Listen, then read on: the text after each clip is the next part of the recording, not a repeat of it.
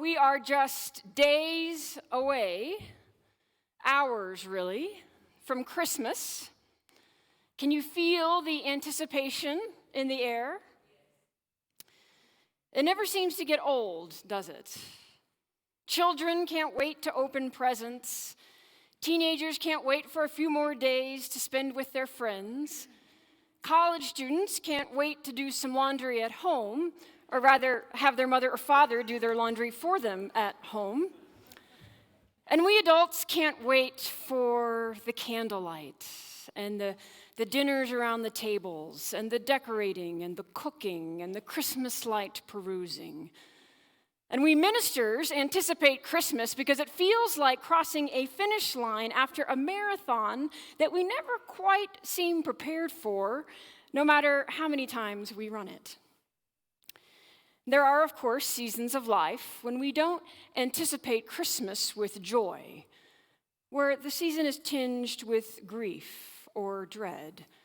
We focus on the people who are not at the table more than the people who are. Maybe because of strained relationships or having to work overtime or the cost of travel. There are a whole number of things that can keep us from family around the holidays. And sometimes we're so busy with preparations that when it finally comes to Christmas, it feels very anticlimactic and underwhelming. And we vow to ourselves that next year we'll make things simpler so that we can savor the season.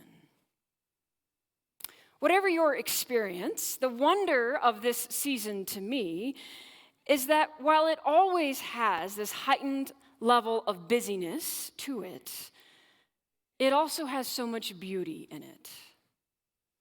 And while there are always great expectations around this holiday that often go unmet, there are also wonderful surprises that we couldn't plan for if we tried.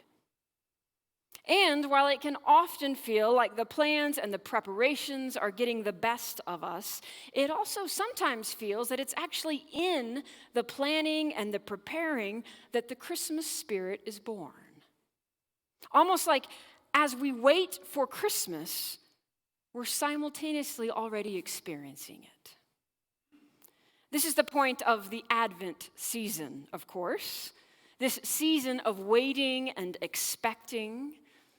And Advent is not a passive waiting. It's not like we're sitting back in our lazy boy recliner, remote in hand, changing the channels until we land on Christmas morning. It's more of an active waiting, that kind of waiting when you're sitting on the edge of your seat. Maybe it's a crowded restaurant and you're trying to catch all the words of the person across from you. Or maybe you're sitting on your seat because there's something on the horizon you just can't quite make out and you want to get a better look. Advent has that kind of eager anticipation about it that honestly Christmas Day is supposed to fulfill.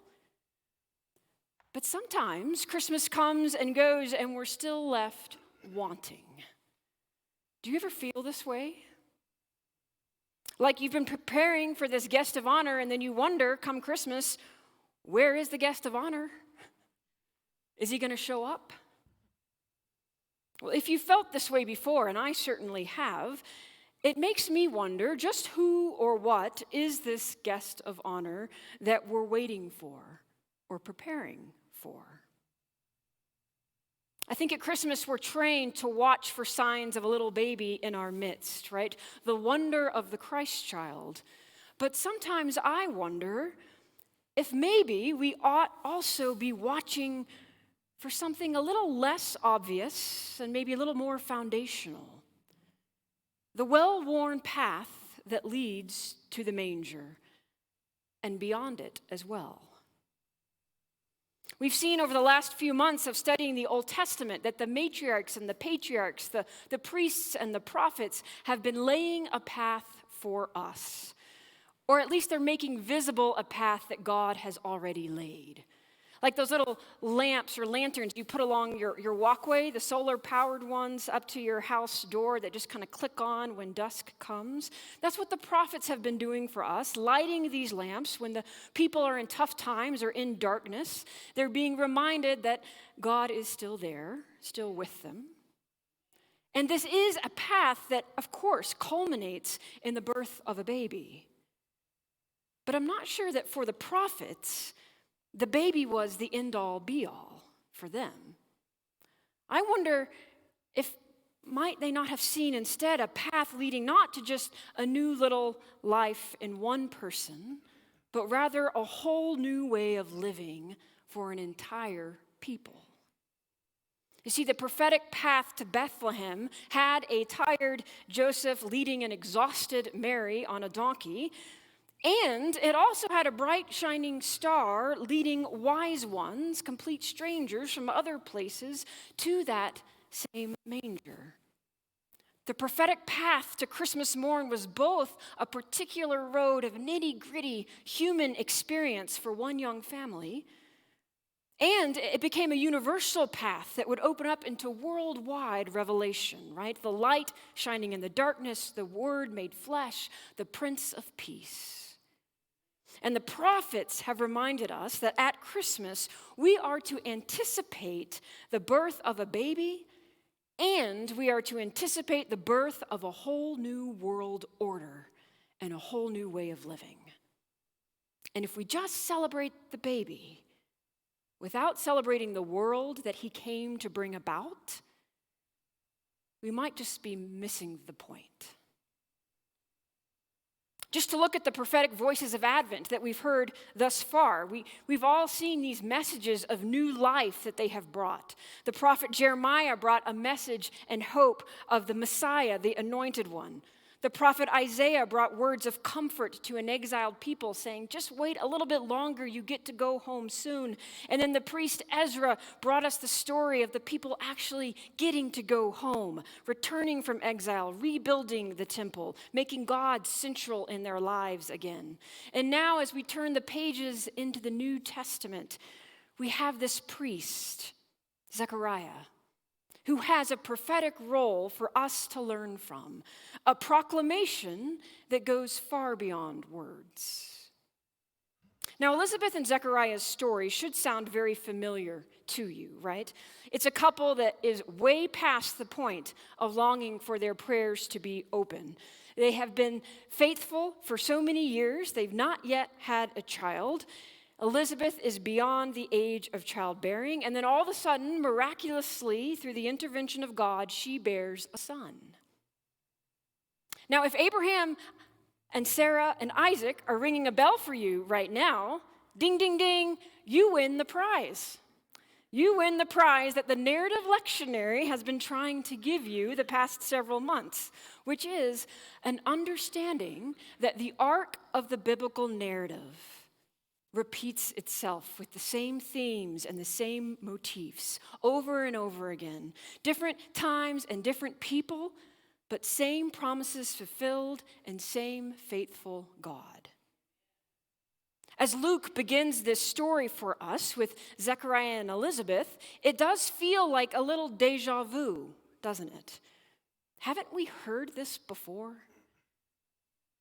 Luke wants us to feel familiarity with this story, to show us that how God is acting today in the present is how God has always acted in the past. There is continuity to God's faithfulness.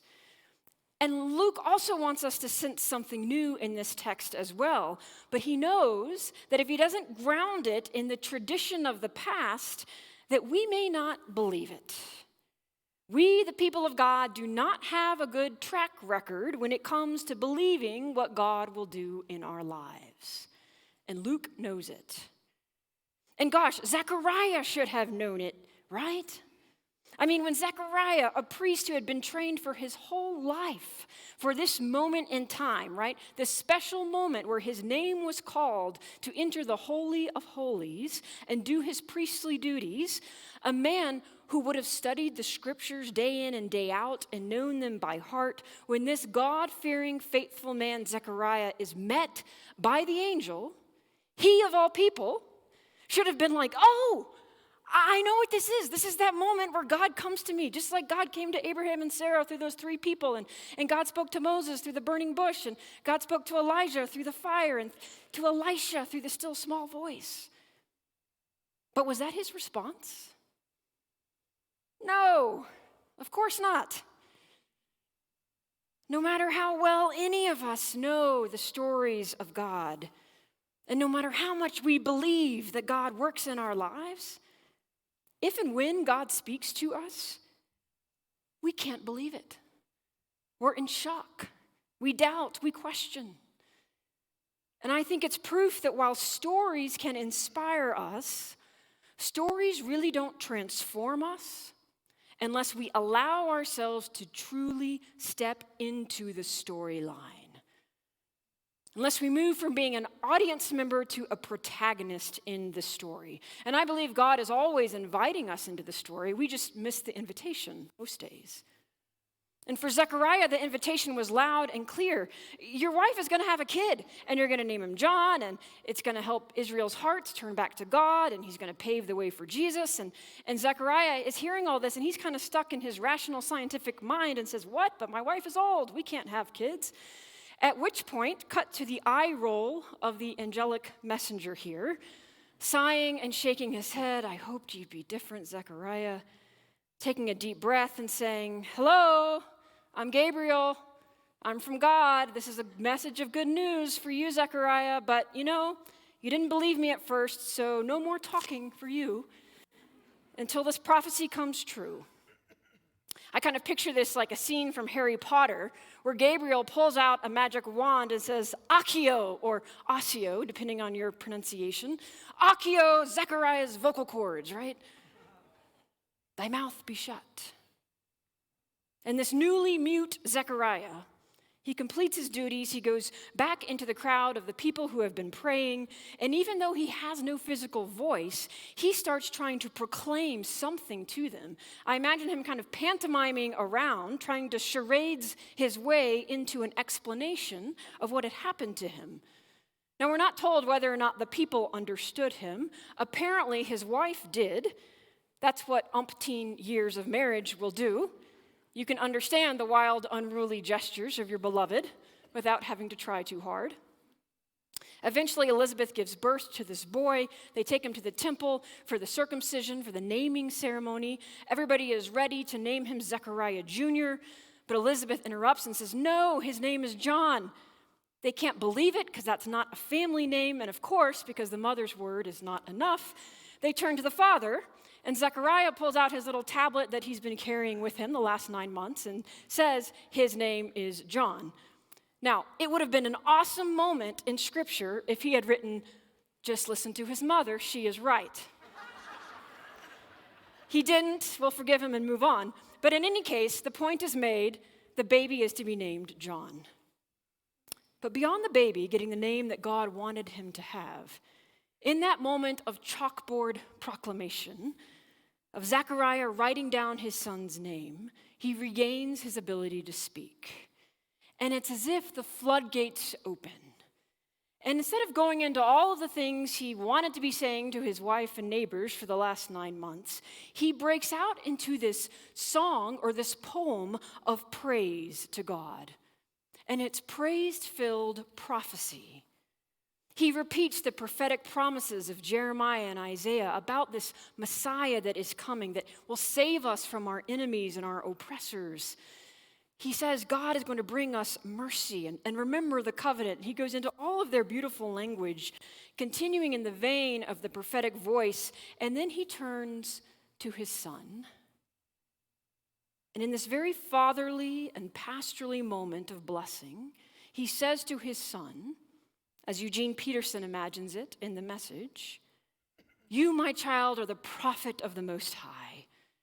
You're going ahead of the Master to prepare his ways, to present in advance the offer of salvation, the forgiveness of sins. And through the heartfelt mercies of God, God's sunrise will break upon us, shining on those in darkness, showing us the way one step at a time down the path of peace. We know the rest of the story. John the Baptist grows up, becomes the prophet that paves the way for Jesus, proclaiming and preaching in the wilderness, baptizing, forgiving sins. He paved the way for Jesus. And Jesus would come to usher in a whole new way of life and living for us. Remember, though, if John paved the way for Jesus, Zechariah paved the way for John. And the prophets paved the way for Zechariah. It is a long and winding road with a rich history. And while we just catch him at the tail end of his life and his ministry, I want us to notice that he is able to make this prophetic proclamation through gestures, through silence, through writing, and through poetry or song. None of the typical mediums that we think about when it comes to prophecy and proclamation, right? You might think of ancient biblical text or a fancy preacher standing in a row behind a pulpit or social justice advocates marching in the streets. But you don't have to be a self-proclaimed activist or a public speaker to proclaim God's love and justice in the world. You can do it through your actions. You can even do it through your silence, through your prayers and your study. We all know those people who rarely speak, but when they speak, we listen, don't we? You can proclaim it through your writing, communicating to people in a way who might not be able to hear something in speech or in conversation. And you can also proclaim it through the arts. I love the poet Emily Dickinson, who wisely mused, "Tell all the truth, but tell it slant." She goes on to say, "The truth must dazzle gradually, or every man be blind." In other words, sometimes in order for our prophetic word to be heard, we have to proclaim it in a way that invites the listener alongside of us and doesn't accost them from head on. Music does this, art does this, poetry does this. The prophetic path is not just for great orators or preachers of our day. It is for all of us.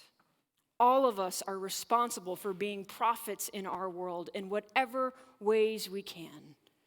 To give dignity to the poor and the oppressed, the refugee and the immigrant, the underserved, underpaid, underhoused, underfed, the veteran who is struggling. Being prophetic means finding ways even beyond the spoken word, to proclaim a message of love and peace in a world that needs not just the light and love of the Christ child, but the light and love of you and me. Prophets are not a thing of the past.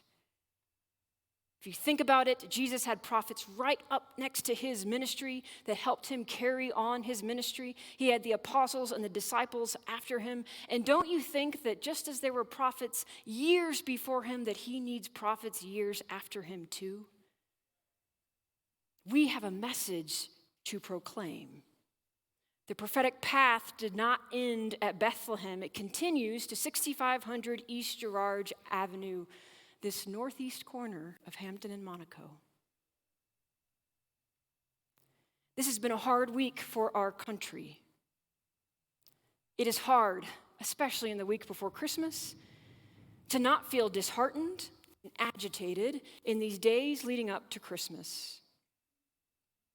And no matter what you think of the process of impeachment, this is something that a country never wants to go through at any time with any leader.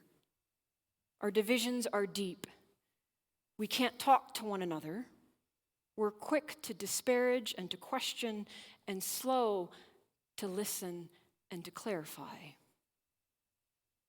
Perhaps this makes our anticipation of Christmas and our need for the Christ child that much greater this year.